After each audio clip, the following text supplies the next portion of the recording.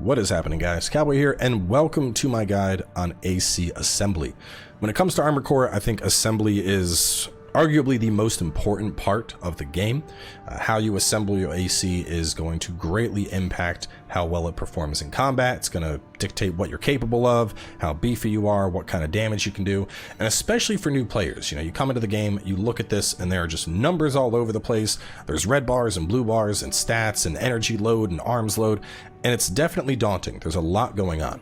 So the goal of this video is going to be to completely break down the assembly process. I'm going to go through my exact approach that I take when building new ACs, and hopefully after this you should have a firm grasp of everything you need to know when it comes to building an AC. Now, since this is coming out immediately at launch, I do want to make folks aware up front that obviously you're going to see a lot of parts. Some of these parts are late game parts. There's not going to be any story spoilers, but expect lots of parts in this video. With all that being said, let's jump into assembly and talk about building an AC. Now, when it comes to building an AC, the first thing you want to have is at least an idea of what you want to go towards, whether that be a tanky build that has heavy artillery, or maybe something that's fast and zippy, or maybe you want to float up in the sky and fire missiles. Whatever the case is, you at least want to have a basic idea in mind. Now, once you have that idea, there's two real approaches that you could take. You could either start with your weapons and then build from there if you're not as concerned with your leg type, or you could start with your leg type and then go from there. What I mean by this is, let's say I know up front that I want to be something that is very fast and zippy. I want to use reverse joints. Well, in that case, I'm going to put reverse joints on first. And this is because the legs you use are going to impact your equipment loadout. It's going to impact how much stuff you can have on your AC. If instead I'm not as worried about the legs, instead I go, you know what, I just have an idea, I want to do melee. It doesn't matter if I'm jumping or if I'm running at stuff. I think I just want to do a melee AC. In that case, we're going to start with the weapons, and then we'll consider legs after the fact. So for the time being, let's take the weapon approach. We're going to start with our weapons and then build on out from there. And just to use the same example I just talked about, let's say you want to make a AC that is very based around melee damage. You really want to get in and you want to do good damage with melee. Okay, let's go off of that. To start with, our left arm and our left shoulder, after you unlock expansion slots, are going to dictate your melee weapons. You can't have melee in your right hand at all. So for now, at least, let's just go with the pulse blade. The pulse blade, even though we start with it, is a really solid melee weapon. It's going to do a lot of stagger damage. It has a 1-2 hit on it that's quite strong. This can help get through shields. Even though it's early, this is a great all-rounder choice, especially because of that dash. So we're going to put that on as our first. Since this is a melee-focused build, on our left shoulder, we're going to have a second melee weapon. So we have a couple different choices that we could go with here. We could go with something like the laser blade. This is very similar, but we're going to have a little bit of AoE on it, but I'm not all that worried about AoE. Instead, I want to have something that's really going to hit the target hard. We could potentially go with the laser lance. This is going to rush on in. It's going to hit the target. That looks pretty good, just based off the little clip of the video. I'm liking that. Maybe we want to go for something a little heavier hitting, maybe the pile bunker. Even a basic hit with the pile bunker, we're doing a lot of stagger damage with that, which is quite nice. And instead, if we actually end up getting the stagger with the pile bunker, that's going to be a devastating amount of damage. So just because of how cool it is, you know what? We are going to rock the pile bunker. So let's say we have that on. So at this point, we have the pile bunker, we have the pulse blade. Now keep in mind, we are very melee focused at this point. We're going to be constantly on our target. So with that in mind, on our right arm, let's look at a weapon, and what we want to keep in mind here, real fast, just to pull that up, if you hit the help button on whatever you're playing, you can pull up contextual help, and this is going to break down every single stat you're looking at. But in this case, we want to look at the ideal range. This is going to be the range that our weapon is going to guarantee to hit the target without ricocheting. What's nice is this, you know, as you can see, applies regardless of the target's defense, with the exception of some special armor. And this is really important because if shots are ricocheting, they're glancing off the target, they're not really doing all that much damage. And even though we are melee focused, our guns and our missiles, or whatever else we're using, is going to greatly help push that target towards stagger, so we can get a nice juicy hit with that pile bunker. So in this case, since I'm going to be staying in close range, I want to have an ideal range that is probably under 100. I'm going to be constantly staying on top of my target. I'm not even worried about shooting them until I'm within that range. At minimum 130. Any higher than 130 is going to be wasted on this build. So let's just scroll through a couple and look for stuff that has an ideal range of around 130. So right here we have 115, starting with the machine gun. We got 100 on this machine gun. Got 106 there. We got 130 with the GATs. We could run with the GATs. Shotgun goes even lower. Couple other things here. The missile launchers, we're not all that concerned with that. Let's see, what about the laser shotgun? Laser shotgun is also an ideal range at 130. This one is 130, but the effective goes higher. Let's compare these two. So looking at these two, I can see the Würger is going to have better impact. It's going to have slightly less attack power. It's going to have better cumulative impact. The charged attack power is also going to be stronger on it. It's going to have more heat buildup though. It's not going to shoot as fast, the charge energy load, all that stuff. So I'm not going to be worried about charge attacks all that much, but I am really concerned about impact and a cumulative impact. In this case, this is going to be the burst of strain we make on the target to help push it towards stagger. This is going to be how much strain lasts over time. So even though we've hit it, and if it gets off of us for a second and starts running, this amount isn't going to go away. So let's look for weapons that have really solid impact, a cumulative impact, and then obviously that ideal range around 130. So the napalm bomb, that certainly gets up there, but we're not going to be working with that. Obviously, stuff like the grenade launcher, we could do a lot here, but keep in mind, this isn't going to be, it's not a very, very accurate weapon to hit stuff with. So we're going to bypass that for now. Let's look at some of the other weapons. So the impact and accumulative go much lower. The recoil is up, even shorter ideal range on this. Let's see, not as much there. Looking at the shotguns, things are getting nice. I will say, let's take a look at this one.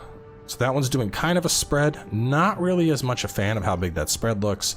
This looks much tighter in terms of hitting the target. We can see the impact on this up at 840, almost double the impact, but a massive amount of accumulative impact.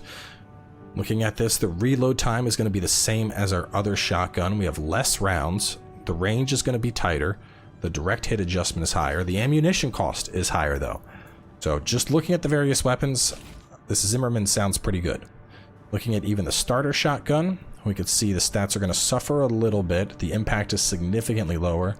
Compare this to the Sweet 16. There's better accumulative, but weaker overall impact. Also, that reload time goes higher. The reload time goes up to 3 seconds versus 2. So for now, at least, let's stick with the Zimmerman. I like the sound of that. Get in, hit stuff with that, and then we got the 2 blades. Now let's take a look at our shoulder slot. Now keep in mind, we're playing melee range. We're going to be constantly on top of the target. So we want stuff that is going to hit fast, stuff that's going to go out, hit the target that we don't got to worry about.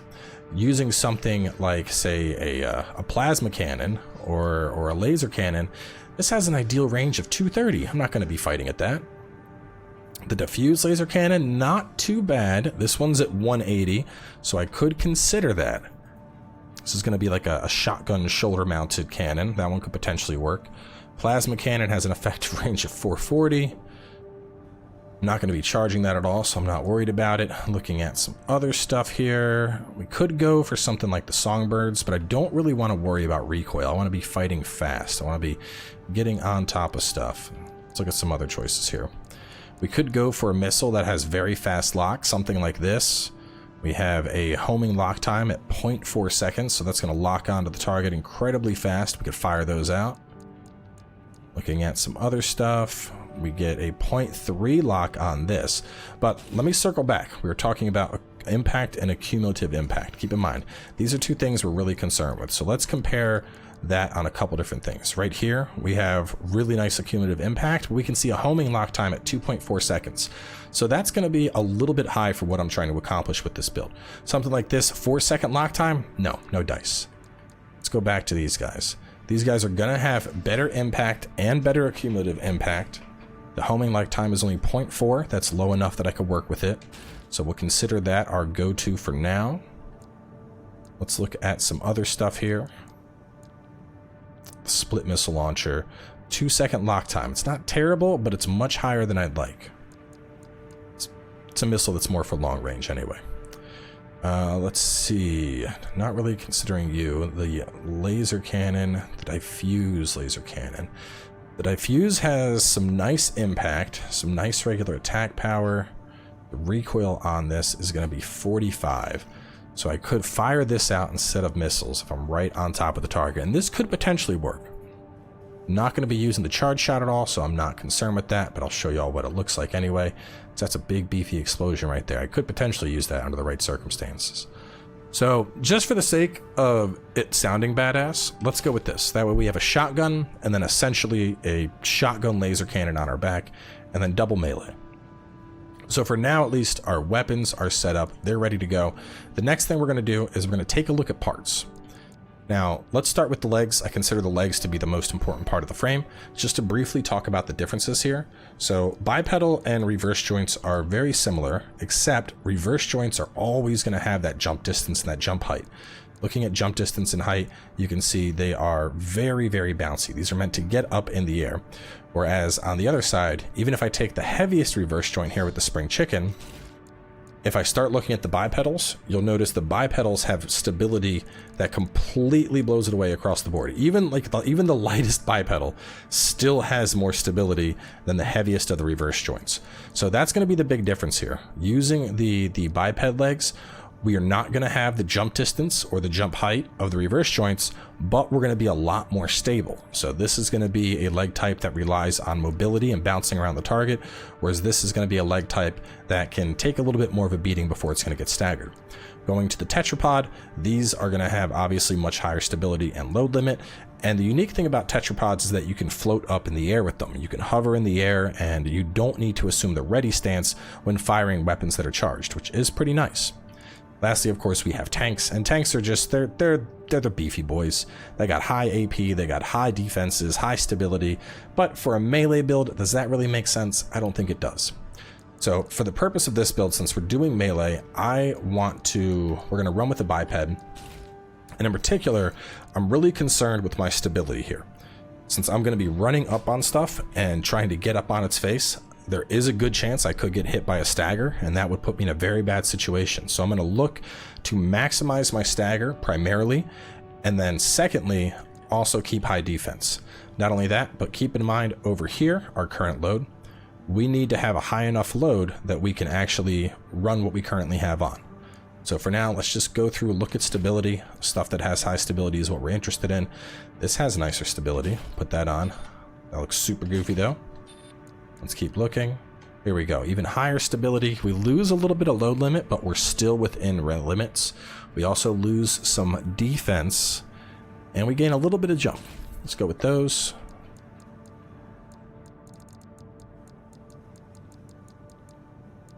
All right, so I think I'm happy with this. This is the only other one I consider. So comparing these two, we have slightly better defense. The AP difference is negligible. 20 AP is literally nothing. This has better kinetic energy and explosive, but the stability drops by over 100. The load limit goes up higher, but I don't really need that load limit. And I have weaker jump distance versus jump height. So for the time being, I'm more interested in the stability, but I do think this would be a decent alternative choice. So let's stick with these, the wreckers. Moving on from there, let's take a look at the arms. Arms are going to impact our total arm load and our arms load limit. Now this is important because this is going to dictate what you can actually have as your weapons. While our legs are important for our total overall, since it's going to impact everything, with super lightweight arms, you're not going to be able to carry around certain weapons.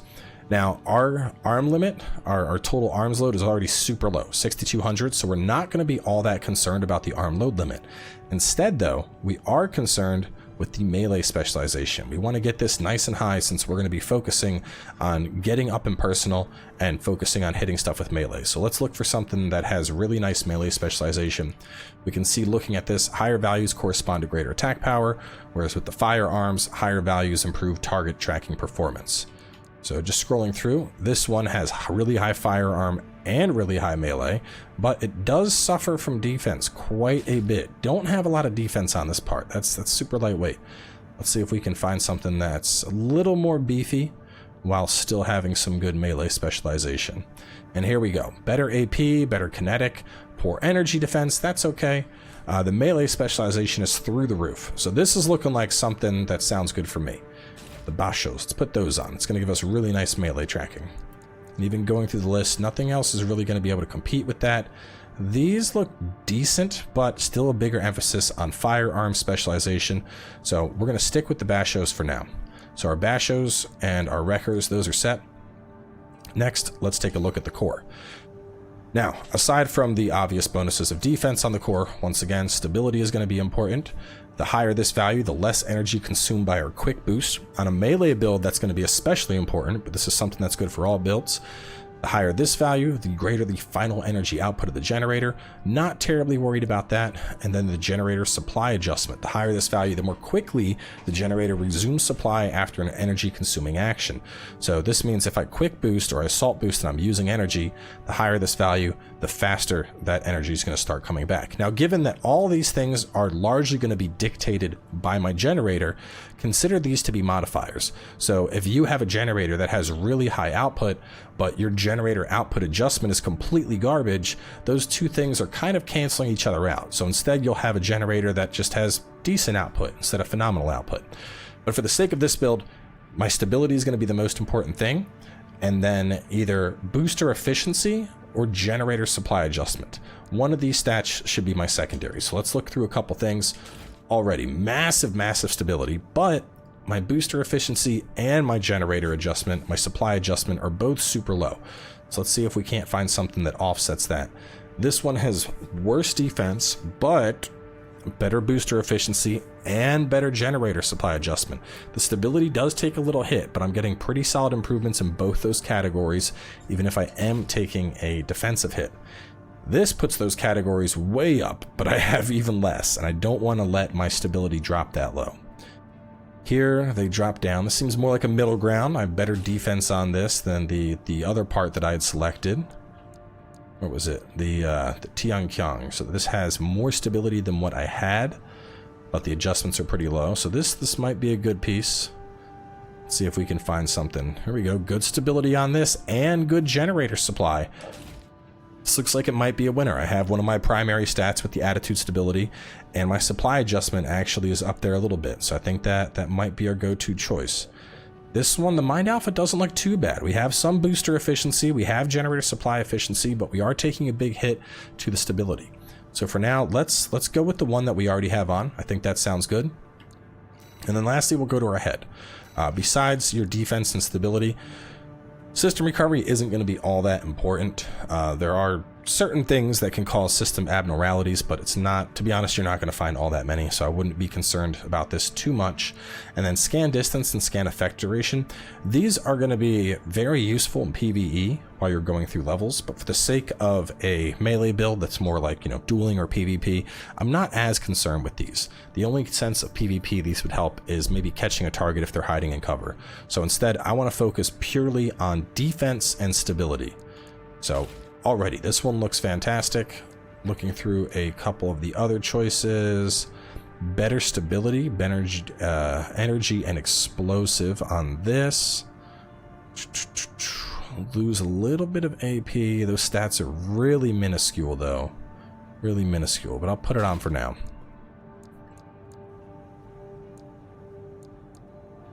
AP boost, kinetic boost, lose some stability. Here we go. This one, really high stability on it. Scan distance is pretty far. Scan effect duration, 5 seconds, is decent. But I am losing defenses across the board with it. Not sure that's going to really fit my needs. And then this one, also lower defenses, but really high stability at 521. We also have a 14-second scan duration. That can be pretty nice just to help keep things uncovered. So let's throw that on. Right now we have a very stability-focused build. All right, so we have our unit set, we have our frame set. Now we're going to go on down and take a look at the inner components. Now when it comes to the booster, since we're doing a melee build, melee attack thrust is going to be super important. As you can see, most melee weapons are capable of homing in on enemies within certain ranges. This value increases the speed of those homing attacks. So these are going to be the two most important things since we are taking a melee focus. Just scrolling through, we're going to see what looks even better at that melee attack thrust. And already, we immediately have a standout winner in this case, the Kakaku. That is going to pull those stats way up. Looking at something else that's high and up there, we can see this one has better thrust and better quick boost thrust, but the melee attack thrust isn't going to be as high. This could be considered a decent alternative, but for now I'm going to stick with what we got.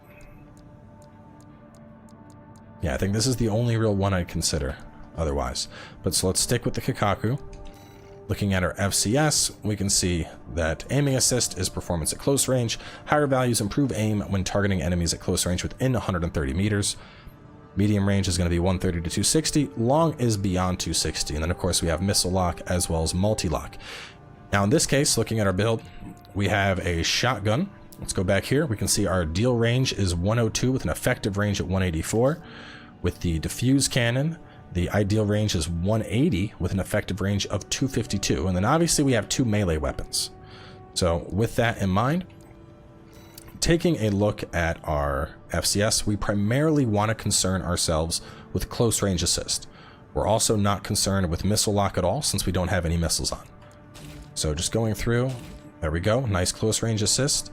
This has less close range assist, some more medium range, and some missile lock correction. These are some long range. This is another medium focused. So in this case, the 006 Abbott, pretty much a clear winner here. It's going to have that close range assist that we want. A little bit of medium, which could help with our shoulder. We're not worried about long or missile correction, so that's going to be a clear winner. And then lastly, we're getting to the generator. Now, with the generator, keep in mind, this is going to impact our energy output, which we need this value to be higher than our energy loads, that this comes in the clear. But there's a couple things I want to talk about on the generator before we get into it that are a little bit nuanced and kind of hard to understand. So energy capacity, straightforward. That's how much energy we have. Energy recharge, very straightforward. This is how quickly the generator is doing the energy. Now here's where things get a little goofy. Supply recovery, the ability of the generator to recover after interruption of energy supply. The higher the value, the more quickly the generator commences recovery after energy is fully depleted. And to better explain this, what we are going to do is grab something that has really high supply recovery like this, and I'm just going to energy shortage. Let me take off you for now, and you for now, you for now. And I'm just going to jump in and do a test. Now, the way this works is when you completely bottom out your energy, there's going to be a delay before that energy recharges. So now you can see in that case, I had only like 2 little beeps and then the energy started going up. And so that's what I wanted to point out here. That's going to be the important thing with that stat. So for now, let me put back on my stuff. What do we have on? We had a U. On the left arm, we had our lovely pulse blade. On the back unit, we had the diffuse. So going back to the generator though, supply recovery, that is going to be how fast that generator begins filling up when it's bottomed out. Post-recovery energy supply. This is going to dictate a flat initial amount of energy that's restored by that same state. And what I mean by this is after those beeps, the boom, boom, with a high post-recovery, when it immediately starts, you could already have half your energy back. So keep in mind, these are kind of like 2 heads of the same coin. If you have really high post-recovery, even if you bottom out, when it restores, you're already going to have, say, half or even most of your energy back. But having a higher supply recovery, that is always going to be helpful because it's just going to dictate how fast this starts coming back to you. Lastly, of course, energy firearm specialization. This is just greater attack power and reduced charge time. We're not really going to be all that worried about that. We do have the laser diffuse cannon, but even then, this isn't really something I'm super concerned about. So for this particular case, I'm going to be doing quick boost a lot. So energy recovery is going to be incredibly important. And then some supply recovery could be nice, and some energy firearm specialization could be nice. But the most important thing, of course, is making sure that we have enough energy capacity to surpass our total energy load. So just scrolling through, seeing what's going to be able to accomplish it. This one is going to hit the mark for now. This one could also hit the mark. Let's look at the differences here. This is going to have less recharge. It's going to have roughly 50 less recharge, but better supply recovery, better energy firearm specialization, and better post recovery. That's a lot of improvement for a very small offset in energy recharge. So we'll put that on. This one, we have better post recovery, we have better overall capacity, but weaker recharge and supply recovery, so not a fan there. Looking at this one, we have crappier stats all around except for our capacity, which goes up by about 1,000, and it is going to help energy firearm specialization. And then this one, we have a ton of recovery supply, but very poor recharge and very poor supply recovery. So in this case, I think I'm going to keep the current one I have on. If I was using the laser shotgun, I think this one would be the winner, but this seems like a nice balanced choice that is going to fit my needs. So now that we're already here, we already went into this, but real fast, just to show how to get into the test. This is where we have considered our base AC to be done. At this point, we have basically finished the basis of our assembly, well, except for the expansion slot, but this is pretty straightforward. If I'm playing far away, I'm going to use pulse armor. If I'm up close, I'm going to use assault armor. If you would like to use terminal armor or the pulse, the shield, that's completely on you. This is very much a preference thing, but assault armor is incredibly good. I take that most of the time, especially for anything that's getting a melee range. But from here, we can hit the button to go on a test run. And what this is going to do is it's just going to throw us into an open area where we can get a feel for how this AC works. We can get a feel for the movement. I can see how fast my energy is going up. I can see how fast, how much energy I'm using on boosts. We can pull up various enemies. So in this case, we could do a tetrapod MT, a trainer AC. Let's put on a trainer AC, and I really just want to get a feel for how stable I am. So right now, all that stability I have is actually working pretty well. This thing is trying to put a lot into me. My stability is really hanging in there. That's quite nice. Let's turn its AI off real fast. In this case, we're just going to see what we can do. So that's a lot of stagger on that. That's a really nice burst of stagger. So that and the shotgun is already going to be enough to stagger any weak target.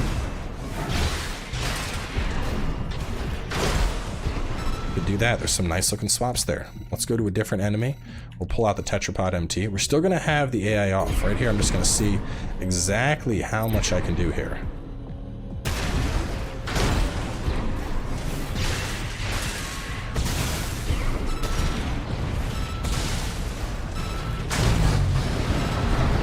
It's feeling pretty good. So at this point, I feel like this is flowing pretty well. I don't think there's any more assembly I need to do, and we would conclude this test. Now, at this point, you're not necessarily done. Right now, we have what I would consider to be a prototype AC. Before I would consider this thing completely done, I'm going to run it through a bunch of tests. I'm going to run it through the arena. I'm going to go on missions and see how well it performs. Something like this is very much a AC that's designed to fight. So in this case, let's hop in. We're going to do a couple of the early arena missions. We're going to try it on out, and we're just going to see how it actually feels in combat to use this AC.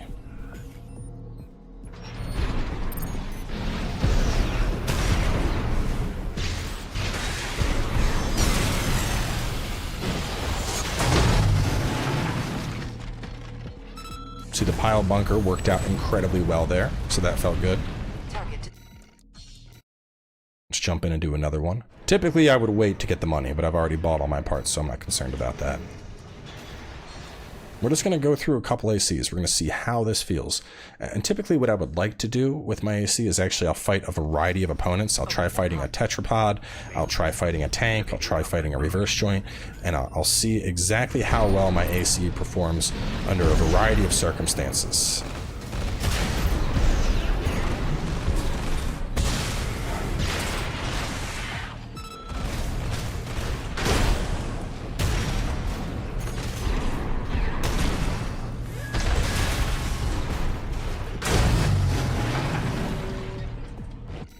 So far, these arena guys are going down pretty easily.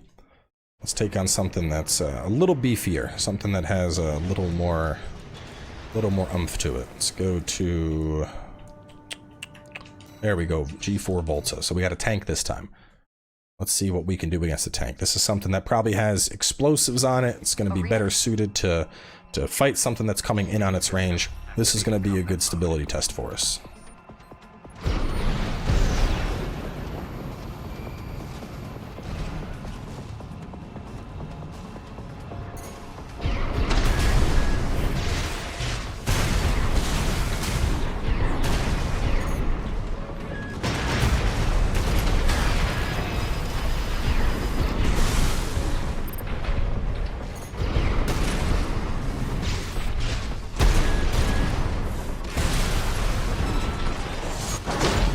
dodge the pile bunker.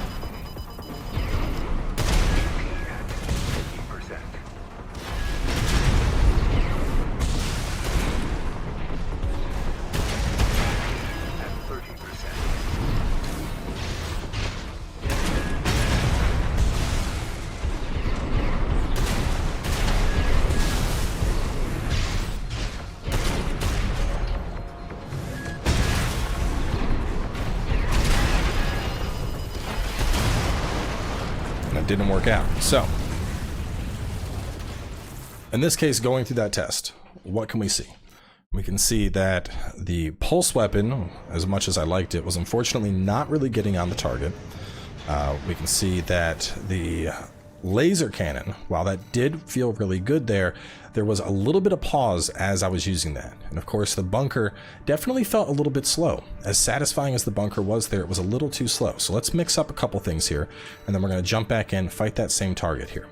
So instead of doing the bunker, we're going to go for the laser lance. This is going to be a little more forward momentum, a little more to get on top of the target. And then instead of having the diffuse laser cannon on the back, let's go for something that I can still get some good damage within. Let's go for this missile. We'll throw this one on. So even though I swap stuff out, we can see that I'm still clear across the board on current load, arms, and energy load. We're going to do the same thing. We're going to jump back into arena. We're going to do that same fight.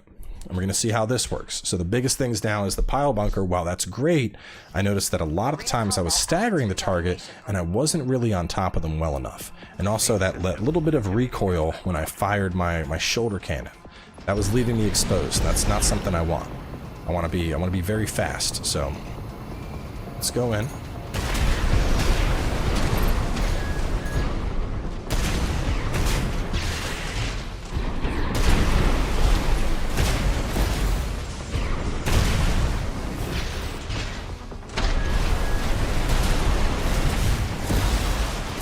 Ooh, we can see really big damage that time.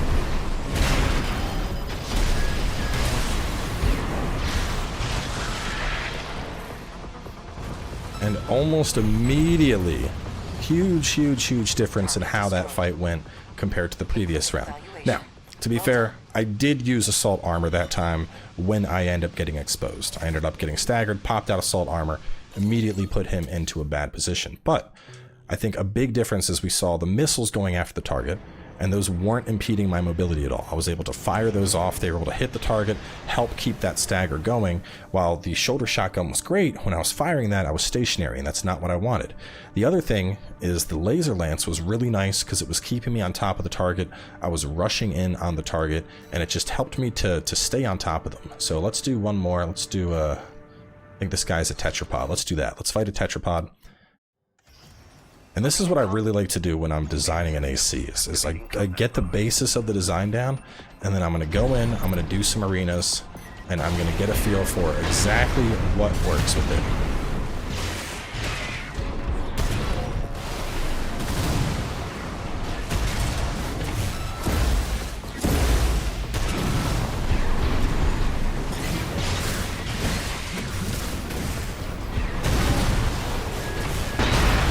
Oh, big hit there. You can see this guy doing a good job of hiding behind that shield, and unfortunately he dropped the shield at the wrong moment. So already massive improvement over the tank. We can see really solid improvement as well. Well, not improvement, but we can see it did a great job handling the tetrapod, had over 8,000 AP left. And at this point, I would consider this AC good enough to start painting and coloring and all that stuff, which is certainly important. Anytime you get an AC that you're happy with, the last thing that you should do, go on into paint, take that unit, and give it a nice look. Whether you're fully customizing it or whatever the case is, obviously paint it on up and make it look damn good. And then once you're done that, you have successfully built yourself an AC that fits your needs and does exactly what you want. So that is going to wrap things up for this guide. Hopefully after watching this, y'all have a better idea of what to do when it comes to building your own ACs. I do plan on having a bunch of different build videos. At this point, I got, let's see, 13 13 different ACs to choose from. This is my latest prototype. Haven't finished him yet, but I mean, that's the fun thing about this game, to be honest. It's just going in and building different ACs and trying out stuff. It's a lot of fun to do. But either way, we are going to wrap things up here for now. Hopefully the video helps a couple of y'all out, and otherwise I'll see you on the battlefield.